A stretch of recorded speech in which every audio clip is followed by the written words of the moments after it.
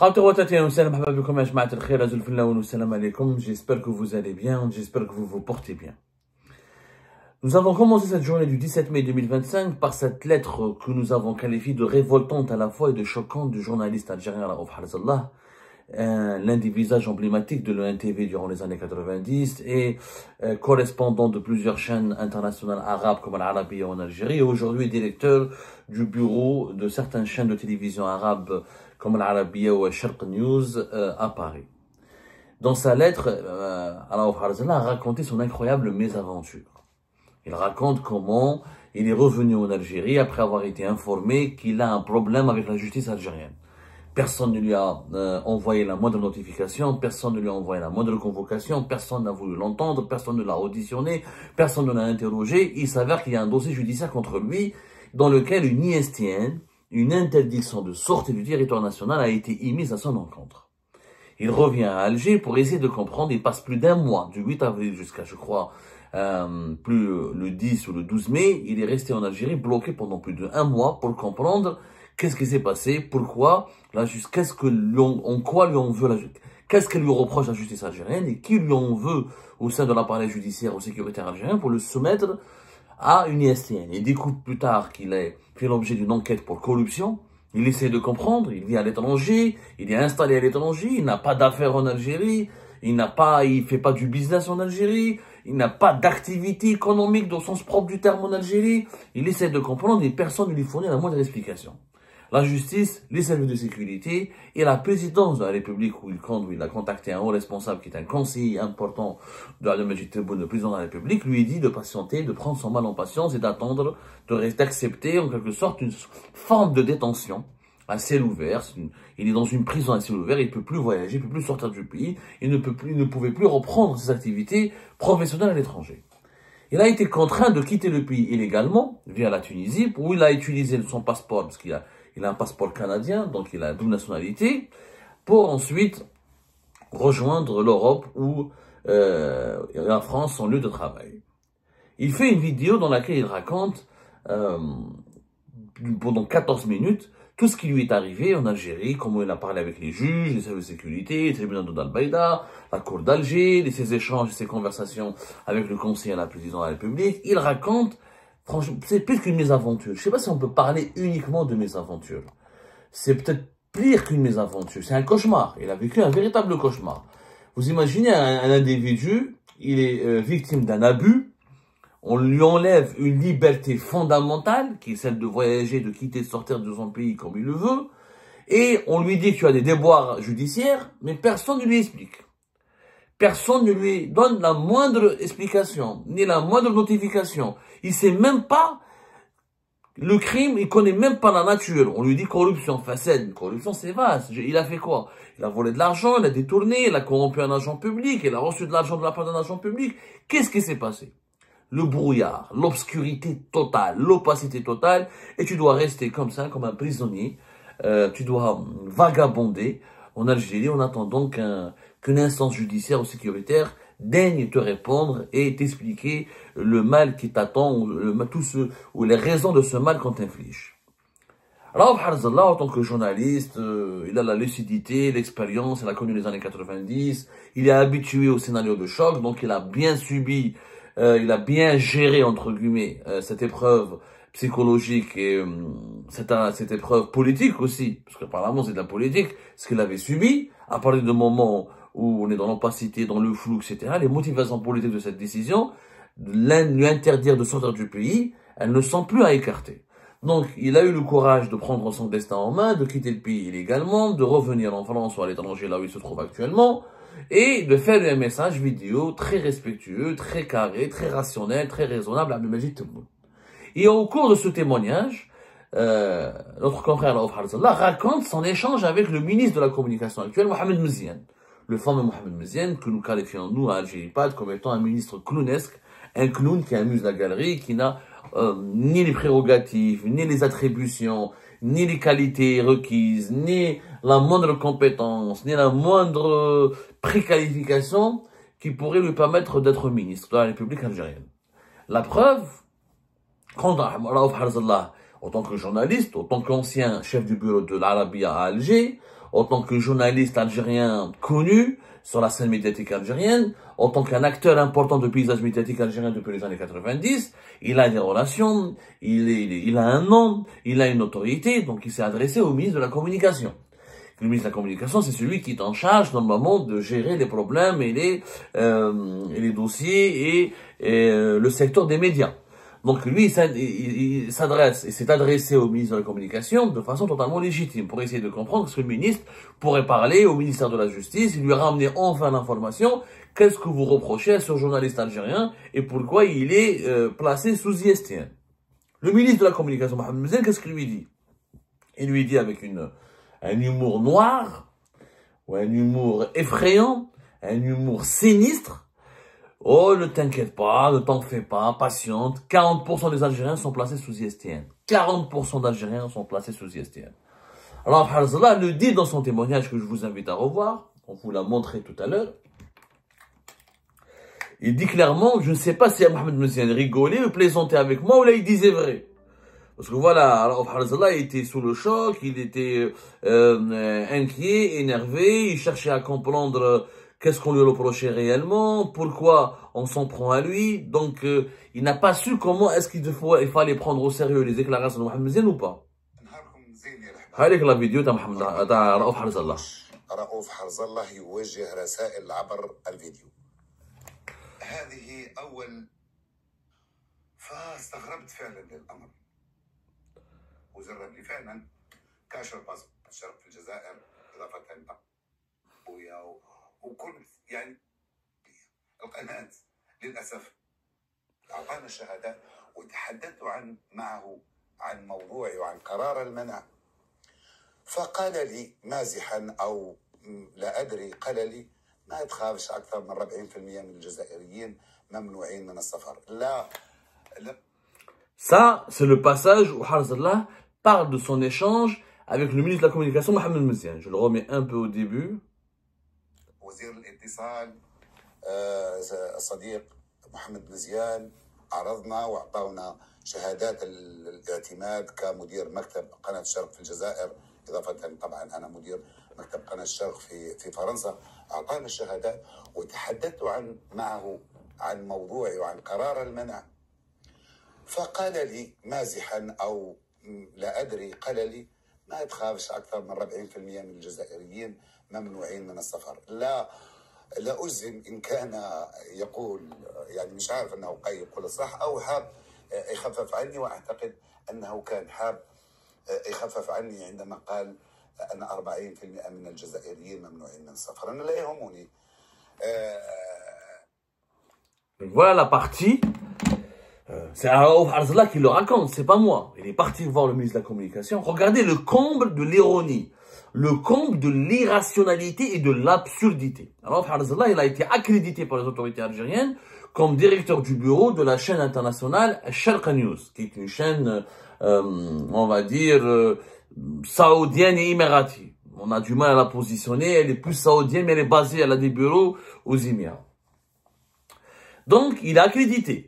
Et pourtant, donc les autorités algériennes lui reconnaissent la légitimité de représenter une chaîne internationale en Algérie. Ils l'autorisent à travailler. Et d'un côté, ils lui mettent une ISTN. Ils l'accusent de corruption.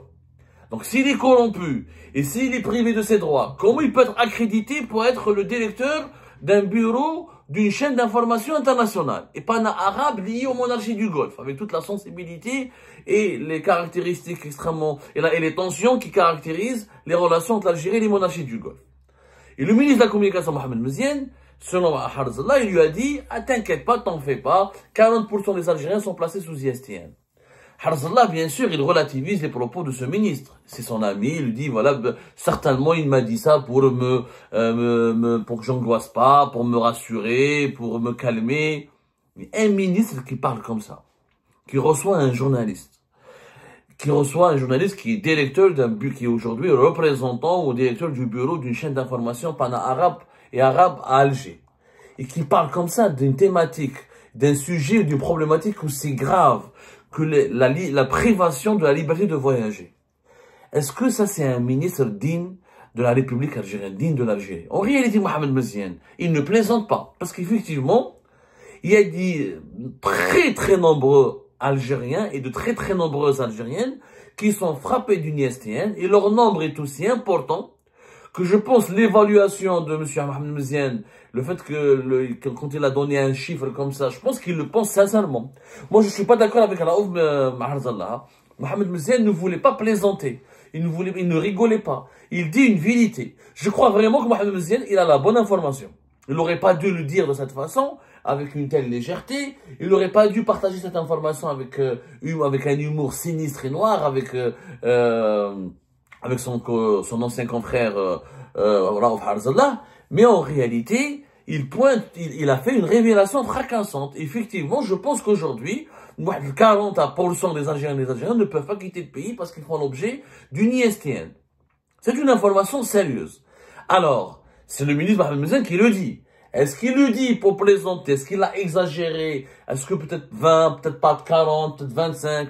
En tout cas, il y a un nombre illimité et très important, un nombre important, je dirais pas illimité, un nombre considérable d'Algériens et d'Algériens qui sont soumis à une ISTN de façon arbitraire. Totalement arbitraire. Sans aucun fondement juridique, sans aucun fondement sécuritaire, c'est juste de l'arbitraire. En Algérie, nous avons pu confirmer une information. Il y a plus de 30 000 passeports algériens appartenant à des citoyens algériens ou à des Algériennes et des Algériens qui ont été saisis et qui ont été retirés par les autorités judiciaires. Plus de 30 000 passeports. Ça, c'est le chiffre de 2024. C'est-à-dire qu'il y a 30 000 personnalités algériennes à qui on a enlevé le passeport.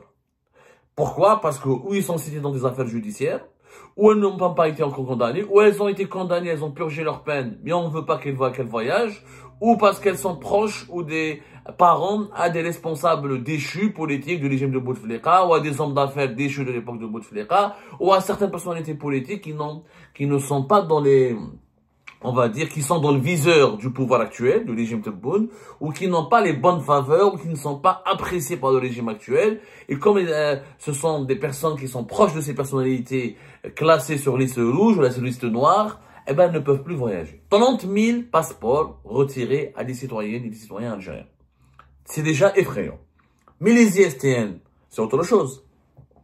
Les ISTN, on peut ne pas vous retirer votre passeport. Dans la majorité des cas en Algérie, on ne vous retire pas votre passeport. Mais quand vous essayez de voyager à travers le port ou les aéroports, les ports et les aéroports du pays, on vous dit que vous ne pouvez pas voyager. Pourquoi? Ah, les services de sécurité ne vous donnent aucune explication. Les services de sécurité vous orientent vers la justice. Au niveau de la police aux frontières, ils vous disent rien. Non. Certains policiers, si vous tombez sur des agents gentils et bienveillants et fils de bonne famille ou des filles de bonne famille au sein de la police aux frontières, au sein de la PAF, ils vous disent, voilà, le tribunal qui nous a communiqué votre nom pour qu'on vous empêche de quitter le pays et qu'on vous place sous ISTN. Interdiction de sortie du territoire national.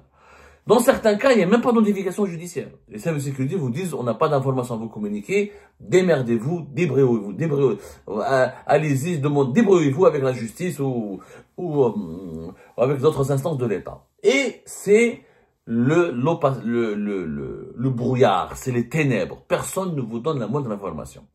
Et effectivement, il y a des milliers et des milliers d'Algériens qui sont dans cette situation. Peut-être même que cette mesure arbitraire de priver les gens, de placer les gens sous ISTN qui a commencé depuis 2020, au cours de ces 5 dernières années, de 2020 à 2025, peut-être qu'on a des millions d'Algériens qui ne peuvent pas quitter le pays. La plaisanterie de Mohamed Mziane, elle peut prendre tout son sens si on fait une enquête réelle sur le terrain. D'abord, j'explique que dit la loi algérienne. Il faut savoir que l'article 49 de la Constitution algérienne dit clairement que le droit d'entrée et de sortie du territoire national est garanti. La liberté de circulation est garantie à toutes les Algériennes et les Algériens. Au nom de l'article 49. Toute restriction à ces droits ne peut être ordonnée que pour une durée déterminée par une décision motivée de l'autorité judiciaire.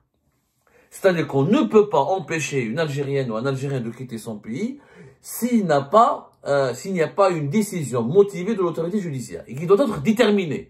On ne peut pas empêcher des Algériens de sortir du pays pendant toute leur vie, pendant des années. Or, il y a des Algériens et des Algériens qui ne peuvent pas quitter le pays depuis 4-5 ans, voire plus. C'est illégal. Aucune ISTN ne peut durer 3-5 ans. Pourquoi? Parce qu'il y a une loi en Algérie qui s'appelle l'article 36 bis 1 de l'ordonnance numéro 5 numéro 1502 de 2025, portant sur le code de procédure pénale, qui explique que le procureur de la République peut, pour la nécessité de l'enquête, sur rapport de l'office motivé de l'officier de police judiciaire, ordonner l'interdiction de sortie du territoire national de toute personne à l'encontre de laquelle il existe des indices faisant présumer sa probable implication dans un crime ou dans un délit. Sauf que cette même ordonnance, elle établit que les interdictions de sortie du territoire national sont limitées à une durée de 3 mois, renouvelable une seule fois, excepté dans le cadre d'infractions de terrorisme ou de corruption, pour lesquelles l'interdiction peut être renouvelée jusqu'à la clôture de l'enquête. C'est également le procureur de la République qui s'est chargé de la levée, qui peut être chargé de la levée de ces interdictions de sortie du territoire national. Donc, la loi algérienne, elle est claire, il faut une décision judiciaire motivée. Sa décision judiciaire, elle peut uniquement durer 3 mois, renouvelable une seule fois, pour n'importe quel crime et délit, sauf les affaires de terrorisme et les affaires de corruption, où les IST1 peuvent être renouvelés jusqu'à la clôture de l'enquête. La clôture de l'enquête. Ça ne veut pas dire toute la vie. Dans le cas de Harzallah, il n'a rien reçu de la part du procureur de la République, rien reçu de la part de la justice. Il est parti lui-même s'enquérir auprès de la justice. On lui a dit une affaire de corruption. Donc, comme c'est une affaire de corruption, il peut être soumis à une ISTN jusqu'à la fin de l'enquête. Mais l'enquête, elle a commencé quand? Et qui dit enquête, dit audition, dit mise en examen, dit interrogatoire, dit convocation. C'est ça une enquête. Or, la loi algérienne n'est jamais respectée. Il y a des millions d'Algériens qui n'ont jamais été soumis à une enquête, qui n'ont jamais été convoqués, qui n'ont jamais été interrogés, et qui n'ont jamais été inculpés de quoi que ce soit, ni de corruption, ni de terrorisme, et qui sont soumis à une ISTN dont la durée a dépassé largement les 3 mois renouvelables une seule fois. Ça s'explique. Les tribunaux algériens ne peuvent pas convoquer des millions de personnes d'un coup. Les tribunaux, ils ont une capacité physique limitée. Ils ont aussi d'autres affaires judiciaires. Donc les procureurs ou les juges d'instruction ne peuvent pas convoquer tout le beau monde qui est soumis à une ISTN. Il y en a tellement, ils sont tellement nombreux. Donc certains sont des mineurs. Ils sont pas majeurs. Regarde, un mineur, il a commis une corruption. Le mineur, il a fait un acte de terrorisme. Donc personne n'a été convoqué. Personne n'a été soumis à une enquête. Et pourtant, les ISTN durent pendant des années. Donc la loi algérienne n'a jamais été respectée. Ce sont des prisonniers. En Algérie, il y a les prisonniers politiques, les détenus d'opinion qui sont dans les prisons, enfermés dans une cellule. Et il y a les prisonniers politiques et les prisonniers d'opinion qui ne sont pas enfermés, mais qui sont enfermés dans le grand prison à ciel ouvert qui est l'Algérie, qui ne peuvent pas jouir d'une liberté fondamentale qui est la liberté de circulation. Et effectivement, Mohamed Mziane, pour moi, n'a pas tort. Je crois que la proportion des Algériennes et des Algériens qui sont soumises ou soumis à une ISTN peut être de 40% de la population. Ce n'est pas une blague. Il n'y a plus de presse libre et indépendante en Algérie pour documenter ces faits-là. Mais s'il y avait une presse libre, on envoie des reporters à l'aéroport international d'Alger, à côté avec la PAF pour les accompagner, et prenez les témoignages chaque jour des personnes qui sont renouvelées parce qu'ils ont une ISTN. Chaque jour, un nombre important d'Algériens découvrent, parce qu'il n'y a pas de notification, il n'y a pas d'information, il n'y a pas de convocation, il n'y a rien, il n'y a aucune notification préalable. Donc il y a des Algériens et des Algériens qui découvrent qu'ils font l'objet d'une ISTN le jour de leur voyage. Donc ils perdent leurs billets, ils perdent leur réservation à l'étranger, ils perdent leur argent, toute leur vie elle est bousculée et ils sont pris au dépourvu, ils sont choqués. C'est le cas de plusieurs personnes que je connais. Et c'est ça le malheur de ce pays aujourd'hui. C'est qu'on est en train d'enlever une liberté fondamentale à des personnes, à des citoyens et des citoyens, sans aucune justification légale. C'est la pire dictature que nous pouvons connaître, la dictature de l'opacité, de l'arbitraire. Tu n'es pas en prison, mais je t'emprisonne autrement, en t'empêchant de voyager, en empêchant tout contact avec l'étranger. Et tu restes là et je fais de toi ce que je veux. C'est une autre forme de dictature dont personne ne parle.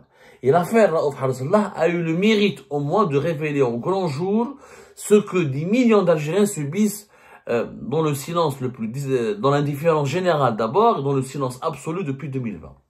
Espérons qu'à travers le témoignage de Raouf Harzallah, un débat national sera enfin ouvert sur comment cette l'une des libertés fondamentales qui est la liberté de voyager, de quitter, de sortir et de rentrer dans son pays, elle est bafouée avec une cruauté sans précédent par l'actuel régime algérien.